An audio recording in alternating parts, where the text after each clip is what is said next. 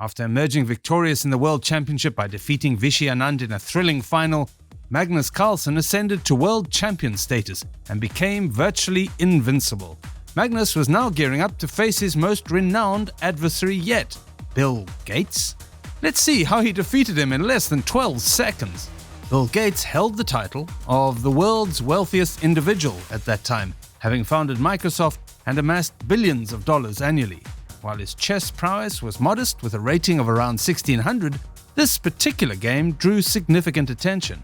A defeat against Gates would tarnish Magnus's reputation irreparably. With evident confidence, Bill Gates gained an early advantage in terms of time, setting the stage for the commencement of the game. Bill Gates gets the white pieces and makes his first move, pawn to e4, one of the popular beginning moves. It says nothing about the ability of the player. Magnus has seen it and played it himself many times. Magnus develops his knight to c6. Then Bill moves his knight to f3. It is also common. If he pushes the white squared bishop, he will be ready for castle. Magnus moves another pawn to d5, attacking Bill's pawn. The latter gets the choice to accept the trade and end up with the e-file open to attack the king or to protect it. Thus, Gates moves the bishop to d3. Magnus also considers the options for developing his material and attacking the opponent. Now, nothing stops him from performing. Remind you, all the pieces are in. Thus, Magnus pushes the knight to f6, threatening the only moved Gates' pawn. Now Gates sees no reason to wait and trades d and e pawns. The entire thing ends up bringing Magnus's queen into the great center. The last fact makes Magnus prevail over the board, while Gates' material remains passive behind the pawns. Gates has a plan. He attacks the opponent's queen with a knight to c3. Magnus moves the queen to h5 almost immediately. The movement contains the hidden attack on Gates' queen standing on d1 on the same diagonal as the knight. Bill Gates seems to be confused. However, he is full of enthusiasm. What will he do next? For now, even he does not know it.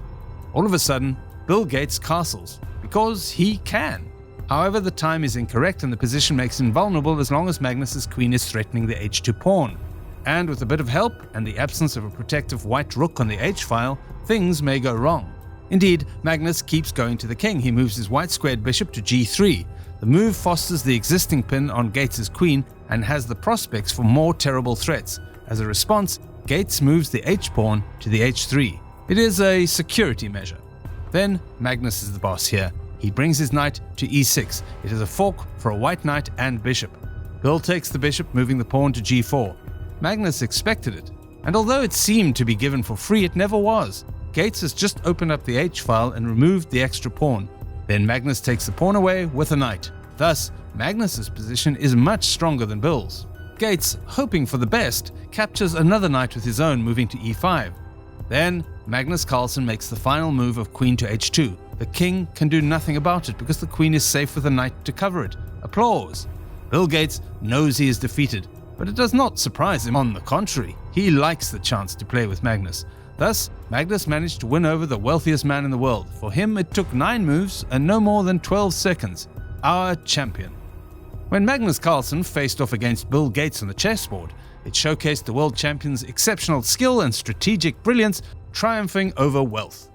Join us on our channel for more thrilling games like this. Don't forget to give it a thumbs up and subscribe to the channel for the latest chess updates. Your feedback is always appreciated. Good luck!